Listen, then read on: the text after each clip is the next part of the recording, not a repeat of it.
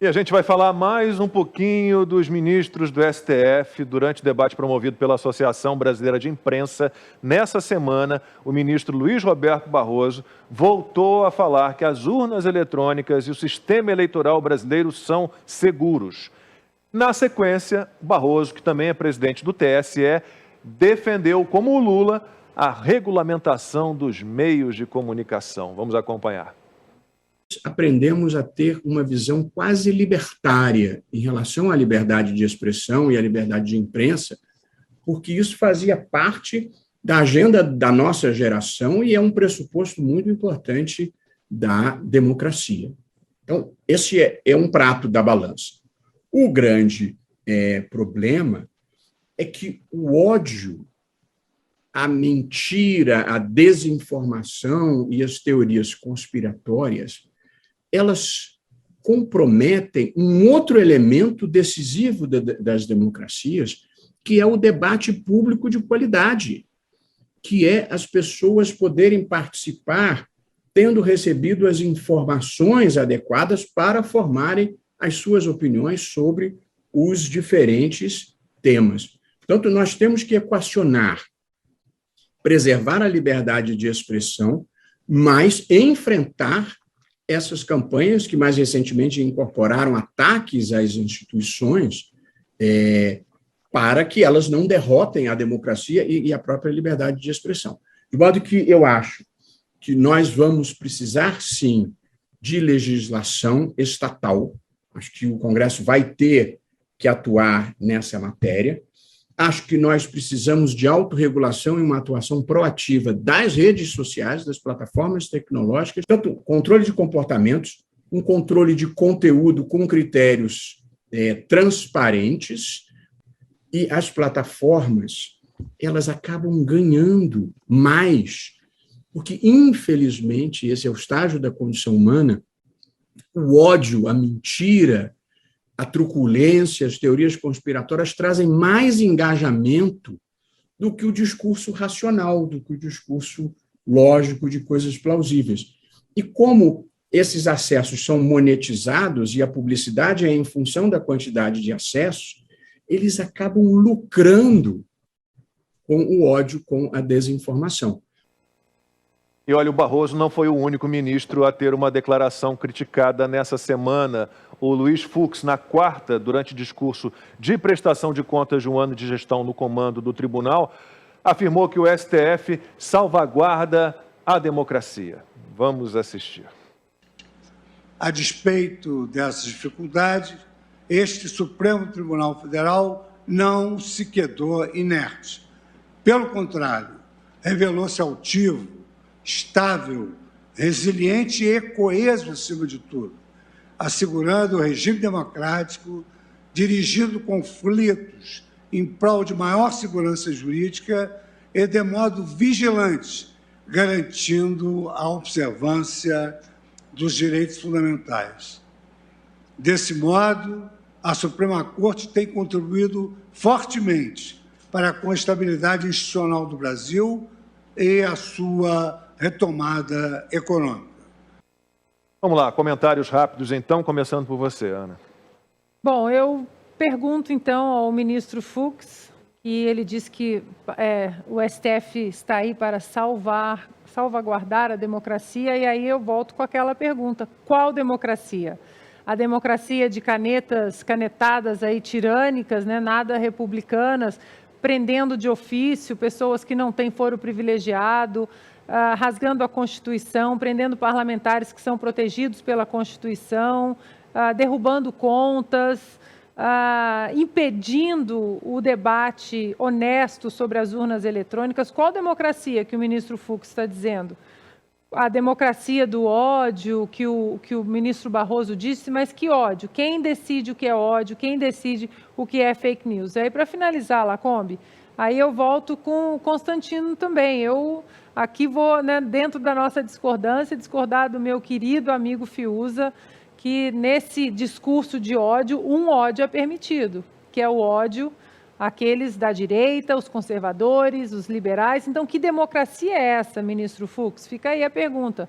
É a democracia que vocês querem colocar aí como uma democracia saudável e que a gente está vendo muito bem no dia a dia que não é saudável, que um lado está sendo calado, cerceado, colocado na espiral de silêncio, fica a pergunta, qual é a democracia? Da Constituição? Qual Constituição? A que os senhores não respeitam? Fica aí, né? E aqui aberto 4x4 para que os senhores possam aqui vir explicar qual democracia e qual Constituição, porque até agora a gente não conseguiu identificá-los. Constantino, aí, qual é a relação do STF com a democracia? Hoje em dia é de ataque, é de afronta, é de ameaça. É curioso que quando eu vejo o ministro Barroso falando em nome da racionalidade, da ciência, da tolerância, da postura, né, construtiva, eu penso que ele foi aquele que considerou João de Deus alguém transcendente, né? Esse sujeito quer ter o monopólio do que é o discurso racional no debate democrático no país. É muito assustador, é muito assustador. E já a fala do presidente ministro Fux, o que me chamou mais atenção, quando ele elencou ali a importância do Supremo para salvaguardar a democracia, foi quando ele falou a palavra coeso, né? Ele até realçou, coeso. De fato, nós vimos que tem muitas decisões monocráticas desses ministros que geram mais insegurança jurídica ainda. Mas quando é preciso o espírito de corpo para defender atos claramente ilegais, inconstitucionais e arbitrários do próprio Supremo, ali eles são coesos. Teve uma dissidência do já aposentado Marco Aurélio de Mello, que chamou um de xerife e o ato em si de inquérito de fim do mundo. Então, há muita coesão, sim, desses ministros no trabalho que eles têm feito para criar uma tal democracia sem povo. Fiuza, seu comentário. Olha, sobre os ministros, eles são palestrantes, né? Esses ministros são palestrantes, eles são pessoas que acreditam no seu gogó. Eles são só isso, né? O que está sendo afirmado é falso e é o oposto da realidade. O ministro Barroso se refere àqueles movimentos de atentado à democracia, ele está falando das maiores manifestações cívicas da história recente do país. Ele fala em segurança de urnas eleitorais que não são seguras. E aí eu quero trazer e vou comentar o que Ana e Constantino disseram, que é o seguinte, eu acho, vocês três são grandes conhecedores de doutrinas, e eu acho isso muito importante. E sempre que vocês se referem a segmentos, a ideologia, eu sei que vocês estão falando de um conjunto de ideias, de pensamento, etc. Eu vou ficar fora dos grupos, porque eu acho que eu contribuo da seguinte forma.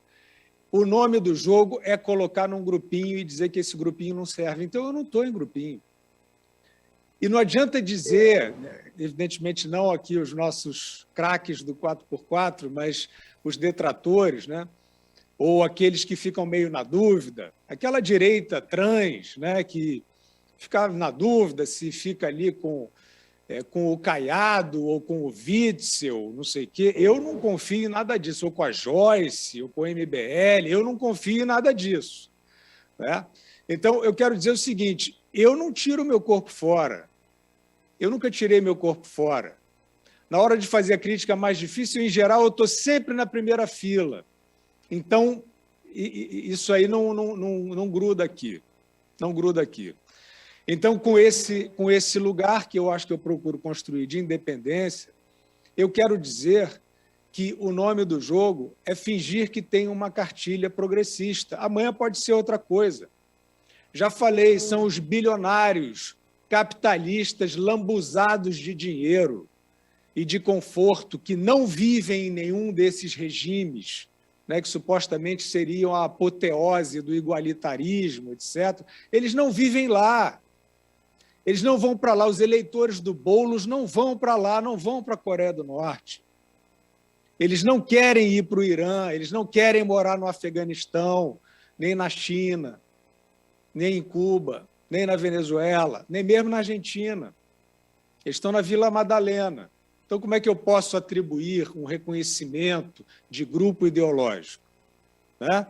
Esse truque é o que sustenta essa mentirada, né? Então, esses ministros, por que eles não caíram já no ridículo, né, com esse tipo de comentário? Poxa, a gente está vendo. Qual é o nome do jogo? É dizer que vacina é segura, dizer que lockdown é bom demais e resolve tudo, é demonizar um certo tipo de tratamento tão experimental quanto a vacina, ou, né, colocando de outra forma, tão em desenvolvimento, né, a sua experiência clínica quanto a vacina. Isso não tem nada de ideológico, gente. Isso, muitas outras coisas têm, né? Existe, sim, né, nessa ideologia supostamente aí, socialista, marxista, muitos truques de dominação, sem dúvida. Agora, tem muita coisa nesse balaio que, se você outorgar a etiqueta do grupo, você vai ajudar quem está jogando sujo. Então, a minha contribuição, sem desfazer das outras formas de afirmar, de debater, a minha contribuição é a seguinte: eu não estou em grupo, eu não sou dos visigodos, eu não sou dos ostrogodos, eu estou fazendo a minha crítica, eu estou fazendo a minha crítica livre, eu estou fazendo a minha crítica independente. Eu não fujo da raia, eu não tiro o corpo fora, eu estou sempre no primeiro pelotão, quem me acompanha sabe. Então é isso, essa é a proposição que eu tenho a fazer. Enquanto nós não desmascararmos essa falsa ética, guardem essa expressão, isso é uma falsa ética. Tem gente aí com o peito estufado, vacinando adolescente contra a Covid, com vacinas que você não sabe ainda, que você não estudou, adolescente que raramente, sem desfazer dos que já sofreram, mas olha a estatística, né, que tem um risco muito baixo de ter um problema grande ou de óbito. Olha, isso está acontecendo aqui, isso não é uma teoria, eu não sou um palestrante como o Barroso e o Fux, eu estou falando do que eu estou vendo à minha volta e eu estou chocado. Isso está acontecendo por causa desta falsa ética. São pessoas que estão mimetizando, são papagaios, que estão paparicados por um bem-estar hipócrita, por um pacto de cinismo. Vocês estão num pacto de cinismo. Que a vacina é segura, que eu não sei que é o negacionista, que eu não sei que é o terraplanista. Não há no mundo alguém de boa fé, com honestidade, capaz de defender vacinas em desenvolvimento nessa faixa etária contra a Covid. E está todo mundo entrando. E eu fico ressentido com que estão entrando, porque os que têm o discernimento e não querem entrar e querem proteger os seus filhos deste experimento, querem estudar mais. O que há? Estudar mais sobre substâncias em desenvolvimento. Não estão podendo por causa desse assédio, por causa deste consenso que você, cérebro lavado, está ajudando. Então, isso eu quero dizer, então, voltando ao tema, que isso não é ideologia, isso não é doutrina, isso é um truque de falsa ética, que é esse arrastão que nós estamos vivendo, e que está tendo como resultado muito simples o seguinte: está levando a sua liberdade embora. Você não tenha dúvida. A sua liberdade está indo embora agora. O nível de aceitação para esse documentinho vagabundo que não protege os outros de você, o nível de aceitação, eles já estão salivando para ampliar isso, para condicionar a sua cidadania inteiramente a esse documentinho vagabundo. Você vai ficar na mão desses caras, se você não parar para pensar o que está acontecendo à sua volta em nome de uma falsa ética. Pensa nisso.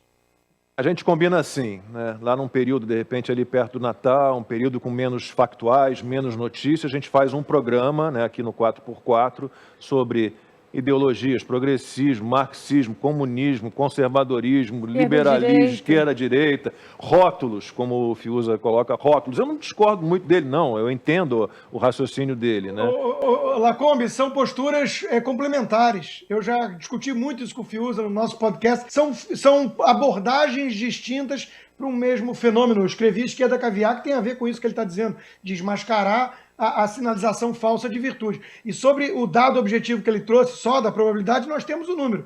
Morreram 430 pessoas abaixo de 18 anos nos Estados Unidos, já mostramos isso aqui. Em 18 meses, para 74 milhões de habitantes. Se você anualizar isso, 200 e poucas pessoas por ano, dá 0,0004% e eu arredondei para cima. E só uma coisa, Constantino, esse número de crianças e adolescentes que infelizmente faleceram, todas as crianças e adolescentes tinham comorbidade, tinham alguma doença pré-existente. Então é isso, a gente tem 2 programas mais ou menos, né, pensados para frente, né? Esse dessa discussão final aqui do programa e aquele do esporte. Ficaram me cobrando das falcatruas no esporte. Né? Ana e eu temos muitas histórias. A gente só tem que estar protegido ali com um bom advogado para saber se a gente pode falar, né? Não sei se pode. Os bastidores. Gente, termina aqui o nosso programa 4x4. Muito obrigado pela sua companhia. Começo a série de boa noite aqui com o Fiuza. Boa noite, Fiuza. Boa semana para você. Obrigado, Lacombe. Obrigado, Ana. Obrigado, Consta. É isso aí, estamos juntos. A conversa é sempre muito boa. É isso aí, nada do que foi falado aqui por mim é em detrimento do que vocês falaram. Ao contrário, eu aprendo com vocês sempre. Mas o momento é muito difícil. Eu estou tentando contribuir dessa maneira.